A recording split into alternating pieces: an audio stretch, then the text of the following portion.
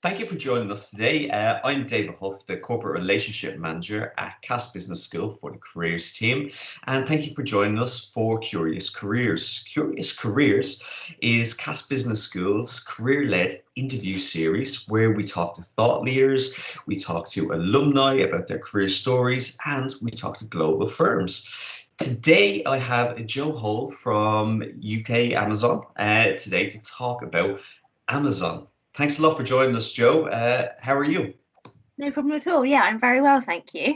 Excellent. So Amazon needs no introduction, massive brand, massive company. But tell us a little bit about what you do at Amazon and where your particular expertise lies. Yeah, of course. So I work in the student programs recruitment team at Amazon. So our student programs team are responsible for recruiting interns and graduates across EMEA. So that's Europe, Middle East, and Africa. My specific role within that, I work in our non-tech team, so recruiting for any roles that don't need a technical background. So that includes things like account management, sales, marketing, some kind of slightly more technical roles like business analyst roles. Yeah. And that is mostly for the UK, but my kind of smaller team within the wider student programs team recruit all across Europe. So we also have roles in Italy, Spain, Luxembourg, Germany, and France. Wow. And that's kind of an ever-growing area that we recruit for as well. Yeah, excellent. Now, Amazon has this fantastic culture that all the kind of FANG companies have, the Facebook, Apple, Netflix, and Google's. Can you tell us a little bit about the unique culture at Amazon? Of course. So Amazon as a business isn't actually that old. The way that a lot of people describe it is an international business that also feels a bit like a startup. A lot of what we do is very innovative, and that is kind of bigger scale in terms of releasing new products or voice technology, but also that translates into everyone's day-to-day role. So at Amazon, you're really encouraged to improve processes and think of new ways to do things. Okay. We're a really customer-obsessed company. So whoever your customer may be in a certain situation, they will always be the priority. Okay. And a really kind of good way to get a sense of Amazon's culture is through our leadership principles. Yeah. So these are something that you can find on our website. We have 14 leadership principles that really underpin everything that we do and every decision that we make. All of our recruitment is based on these leadership principles as well. Okay. I won't go through all of them, but just to give kind of an idea. So customer obsession is the main one. Again, coming back to the fact that we really do obsess over our customers.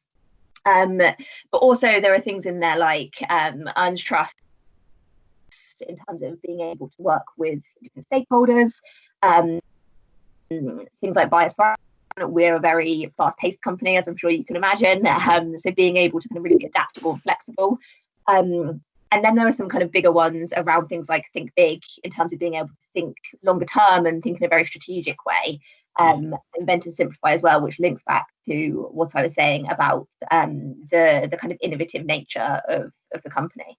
Wow. And it's probably that customer obsession that has really managed that Amazon has continued to grow and continue to be a leader in an industry when it's got so big. It hasn't kind of taken on those bureaucratic ways that a lot of other bigger firms do. It's amazing. Yeah, definitely. And I think the kind of direction that everything's going is around trying to solve problems that customers didn't even know that they had. Okay. And that can come in various different things. It can be something to do with shipping, or it can be something to do with kind of launching a new product that customers didn't even know that they wanted, but when they do, it makes their life easier. Yeah, amazing. When last time we spoke, you said that you'd just gone through a completely virtual recruitment process. That's really interesting. Can you tell us a little bit about what that was like from your perspective as a recruiter? Yeah, of course. So this was something that was kind of potentially going to happen anyway, but obviously with current situation, having to move everything to virtual, with that kind of customer experience in mind, we really wanted to make sure that for candidates, this was still a good experience. So going from kind of running assessment centres in-house, where you have groups of candidates coming in, to having sort of one-on-one interviews by video is obviously quite a big change. So we've done as much as possible to make that as real life as we can. So obviously technology provided, making sure that we have video calls instead, trying to do things to really kind of involve kind of a group day. So whether that's having a group meeting with a recruiter instead of kind of a welcome meeting to the day. We have kind of an internal system that we use for our video interviews, and that's definitely something that has been really improved. I think it was a good system anyway, but it's really been improved over the last couple of months, and kind of really allows us to interact with our candidates almost as if it's face to face. Perfect. That sounds amazing, and it's great that you are able to continue interviewing on throughout the pandemic and still really being obsessed for your customer and getting you the right people who can serve your customer in the future. That's amazing. In regards to top tips, is there any kind of top tips you'd suggest for people who might be coming up to a virtual recruitment experience? Yeah, so I'd say there's kind of twofold. So one, just kind of general interview preparation. I think even though it's not the same as coming on site for an assessment centre, making sure that you're still prepared, you've still done your research on the company, on the role, and you've kind of got that normal interview prep that you would do. For each of our roles that we recruit for, we will send candidates some information and some things that they should look at. We'll give you an idea of what you'll be doing, whether it will just be interviews or if there'll be any case studies or activities. So really making sure that you've gone through all that information in terms of general prep. On the virtual piece, I think it's more so interviewers completely understand that it's change, right? Like it's a very different situation. So if there are technical issues, it's not going to be held against you. It's more just making sure that you're as prepared as possible so that that's not an additional thing for you to stress about. So we will send you before the interview a link of how to join the video chat. That link is open from the minute you get it. So I would suggest practicing with that. It can also be quite strange talking to a screen instead of a person, which I'm sure is something everyone's adapting to at the moment. So I would even recommend having some of your answers that you're thinking about using and maybe talking through them and recording yourself, so that you can kind of watch it back and see how you're coming across. I think one thing I know I do is I talk really quickly when I'm nervous, and sometimes seeing yourself do that means that you can then adapt. And yeah, I think simple things like making sure that you're in a good space where you've got lots of light and there aren't kind of big shadows over your face, and you're as much as possible somewhere quiet. Obviously, it's not always going to be feasible if you have flatmates or pets or whatever else, but just making sure that as much as possible, everyone who could interrupt you knows that you're uninterruptible. And yeah, it's more so that you don't kind of throw yourself off rather than the interviewers kind of not being able to assess you because you don't have a good signal, because there's always the backup of being able to call you on the phone. Absolutely. So that's really great advice, and I could probably do with some of that now because I can notice on my picture I've got like this complete shadow on one side. But that's great advice. In regards to Amazon's still going to be going through, when's Amazon starting the next recruitment cycle? Am I right in thinking it's in the autumn? Yes, exactly. So at the moment we are kind of finishing up some final recruitment for this year, and then in September our jobs will go live for 2021, which seems crazy to be talking about, but yeah, so around September time all of that recruitment will start. Excellent. And what can a prospective candidate expect? Are you thinking maybe you'll continue on with the online, the virtual experience, or will we try and get candidates back into the office when you can? It's very hard to say. I think at the moment, everything is still planned to be virtual. We are also at the moment obviously onboarding all of our candidates virtually as well, which is a very different experience.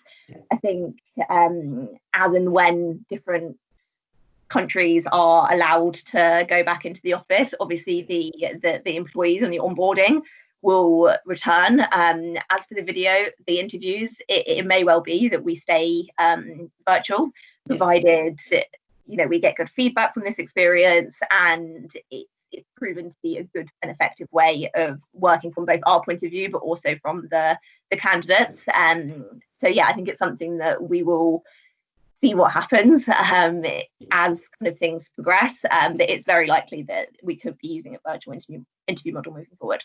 Okay, excellent. And as a recruiter, when you're actually having an interview with someone, what do you look for that says, that's an Amazon employee or a future Amazon employee? What do you kind of look for?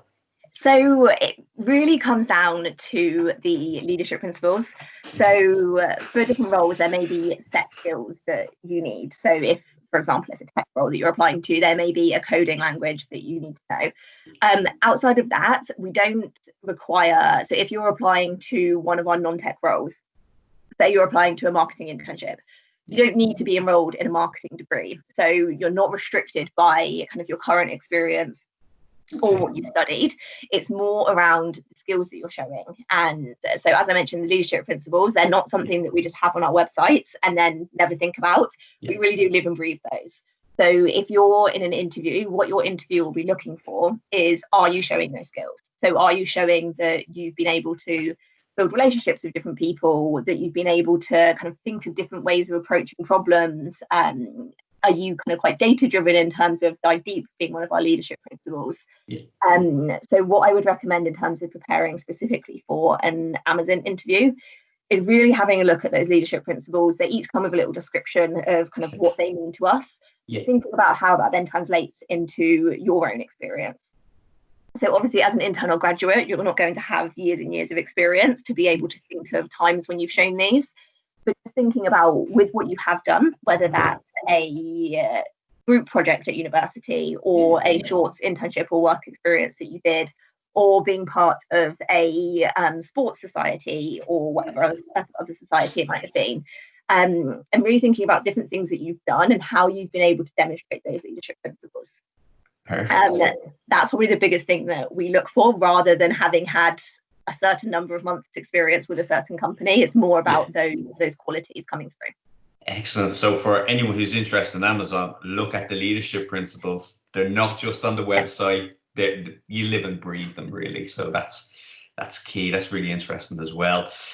In regards to future business roles that you're recruiting for, is there any kind of particular areas that you see that you're recruiting more for than you would in the past, that are really kind of future facing roles that you kind of see growing in the future?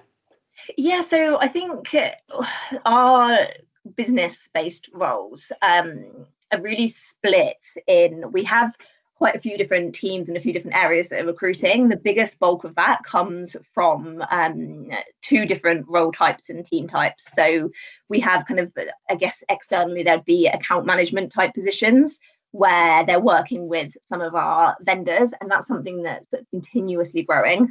So we have a portfolio of different vendors that we work with, and we offer a really bespoke service to them where they get kind of a dedicated account manager in-house. And that's one of our top non-tech graduate roles, and that's something that's massively growing as we're working with more and more vendors, and our vendors are growing because of the fact that they're selling through Amazon. We're able to really expand the service that we're offering. So that's kind of one side. The other side is more sort of business development in terms of the third-party sellers that sell through Amazon. So without going into too much detail, when you go onto Amazon, you'll see a product that's either sold by Amazon, which is what I was just talking about with the vendor management, or you'll see a product that's sold by somebody else. So then we have a team that look after that side of the business as well. And that's more kind of growing and trying to get new sellers signed up.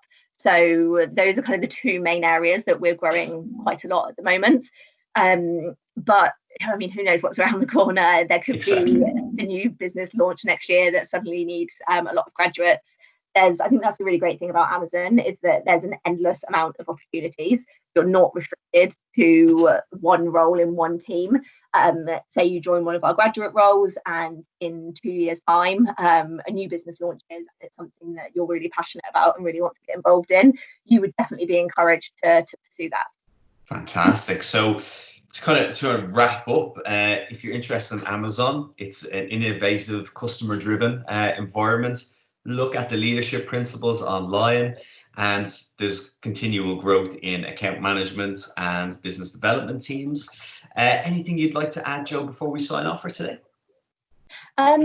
No, I think just like I say, our roles, if you look on the website now, there's a student program section on our job website. It might be quite limited at the moment, but don't let that put you off. That's just because our main roles are going to open again in September. So from September onwards, there'll be tons of opportunities on there. So definitely take a look on our jobs website as well, is where you can find all of the leadership principles and other information about working at Amazon and how to prepare for interviews. Excellent. Thanks a lot for joining us today, Joe. This has been fantastic. So much knowledge there for anyone who's interested in Amazon, and who wouldn't be interested in Amazon. Fantastic company, great culture. I'm David. Thanks a lot for joining us today. This is Curious Careers interview series, and I hope to see you again. Thanks a lot. Thanks.